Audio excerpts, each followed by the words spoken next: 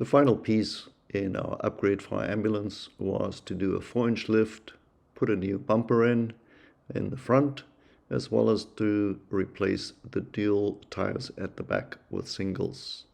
We've decided to go with 40-inch tires, and as you can see, those were 40-inch tires, custom forged aluminum rims, which are 20-inch.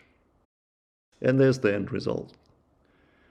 The new bumper with the new 40-inch tires, and it doesn't really look like an ambulance anymore. Before and after, you can see the height. The before still looks sort of like an ambulance. And here we are just driving around the parking lot.